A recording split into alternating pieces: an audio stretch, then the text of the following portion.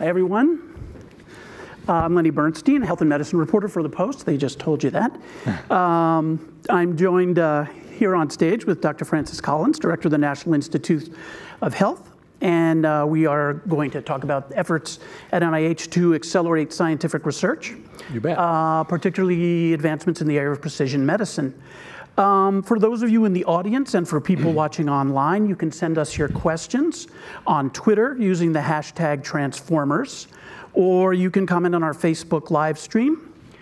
Dr. Collins, thanks for being with us. Thanks, Lenny. It's great to be here as part of Transformers. It's quite an afternoon you've got lined up here. So just about a year ago, I think you and I were here on the same stage and we were talking about precision medicine. What about that? NIH It hasn't gone away again. NIH has a big program underway called All of Us. Could you update us and tell us where that stands? Be happy to. So this is one of the boldest undertakings that NIH has ever tried to design and implement. When it's fully fleshed out and fully enrolled, will include 1 million Americans as full participants in a long-term study of health and disease. All of those individuals will be asked to sign up to make their electronic health records available in a secure system, to wear wearable sensors like Fitbits and other things to keep track of what's happening to their body's performance, to fill out a lot of questionnaires about their personal health, and to give a blood sample for a variety of laboratory measures, including a complete DNA sequence of their genomes. And to be participants, not just subjects. I think we should probably not use that word anymore in medical research because it has that unfortunate connotation of something's being done to you. These are going to be participants, partners in an effort. They will get a lot of information back about themselves that may be quite interesting and somewhat useful in terms of their own medical care. And they will be part of this amazing national adventure that is going to shed probably more light on how to keep people healthy and how to manage chronic illness than almost anything we've ever done.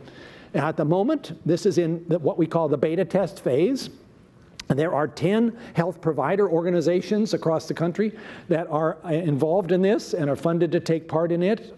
Currently this year, we're spending about $300 million on getting this all up and going, and that's a program that's going to go on for many years. They then reach out to their participants and invite them to join up. A very careful consent process is involved in that. But we also want to make this available to anybody in the United States. So there will be a direct volunteer opportunity for people to sign up.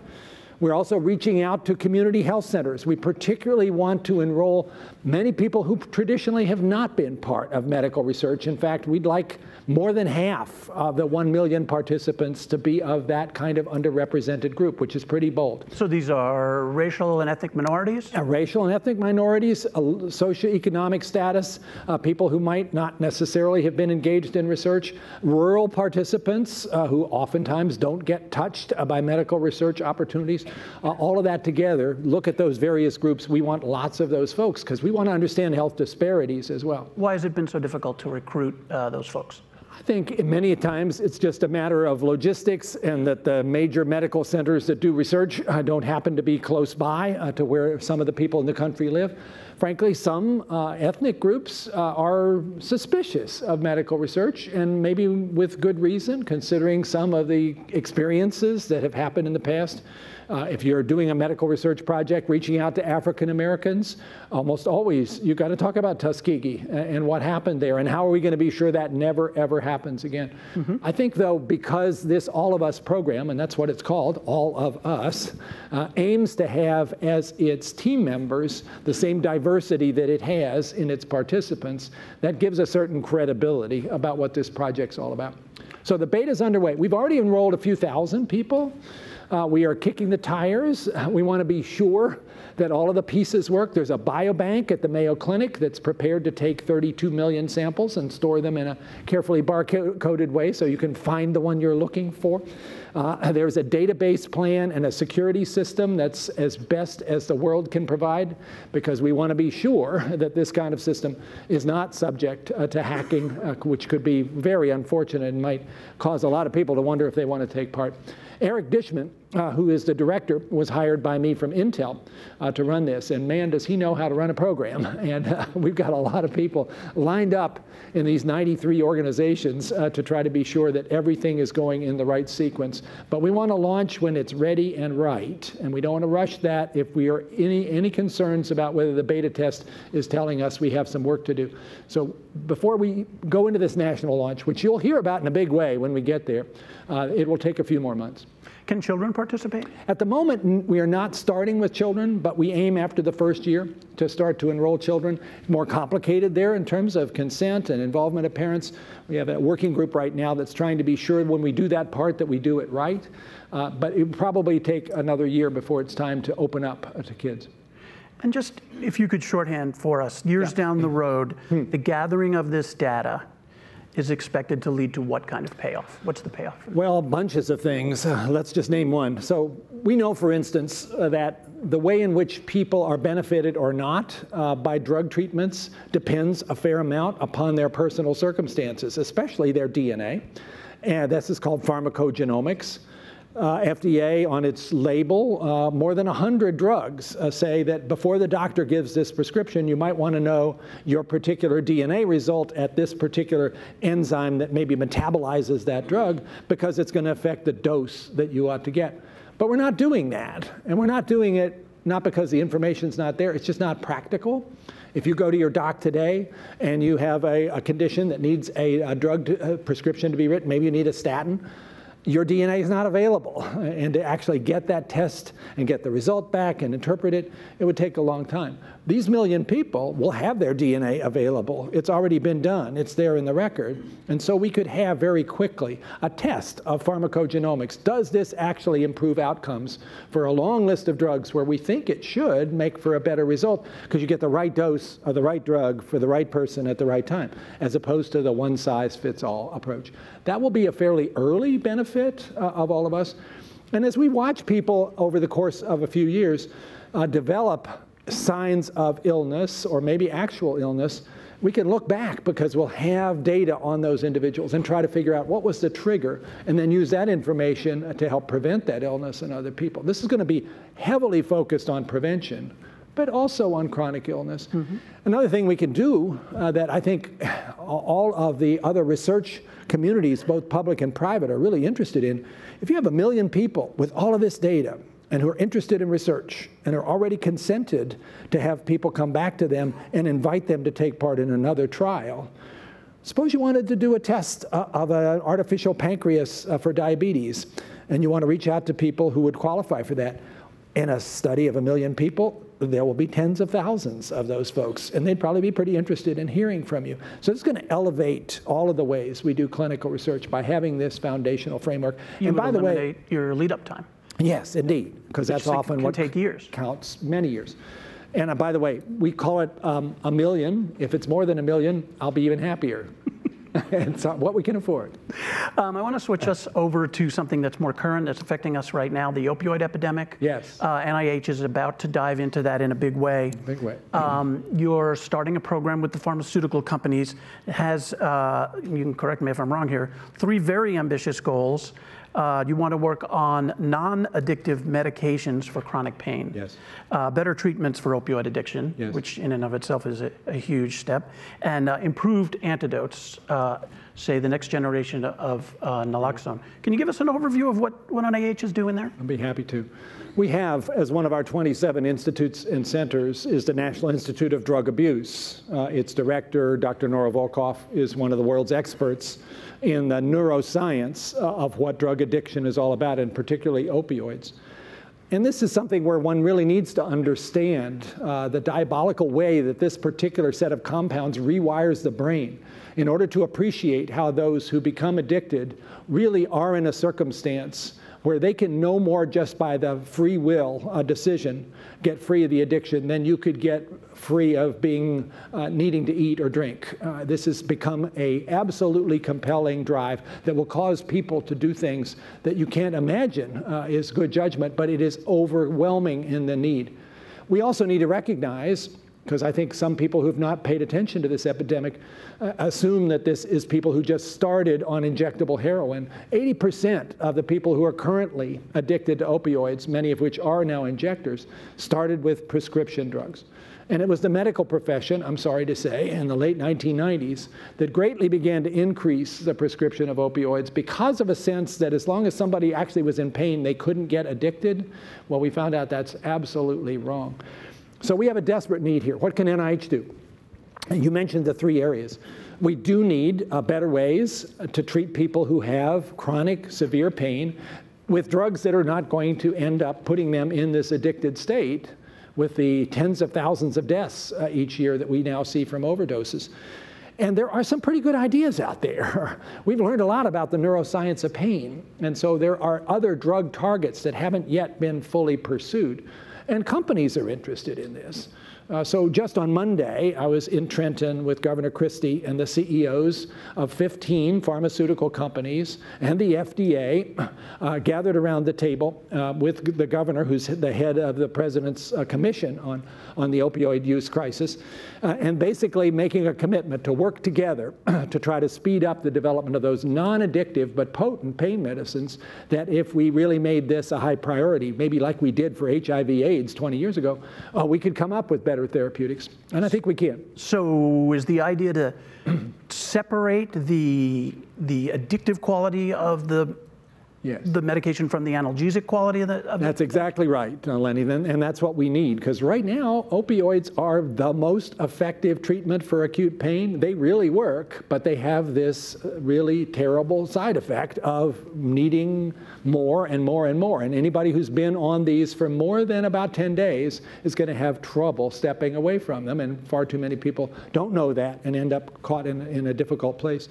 We're also working with industry as part of this on coming up with better treatments for the 2 million Americans who are already addicted. 2 million people. How many of those are in effective treatment programs right now? It's a very small percentage. And part of the problem is the treatment programs that are currently available are pretty limited. There's methadone, which means you got to show up in a clinic every day and take your pill or your liquid. There is buprenorphine, which actually works pretty well, but we need more ways in which it could be distributed so that maybe it could be a daily dose or a weekly dose or even a 6-month dose.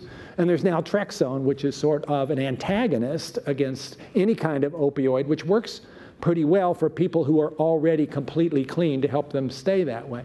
But we need more options, and there are ways to do that actually in the short term that we can work on with industry. Why are so few people getting those medications if they have been found to be effective?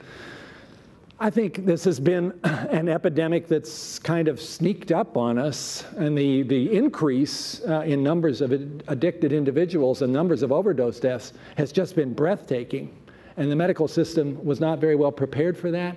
The medication-assisted treatment, MAT, which is what you really need to treat an addicted person and have a chance of it working, has not been available even in many of the clinics that were advertising that they could help people. I'm not sure that that has been a good thing. The relapse rate has been horrendously high for many of those clinics.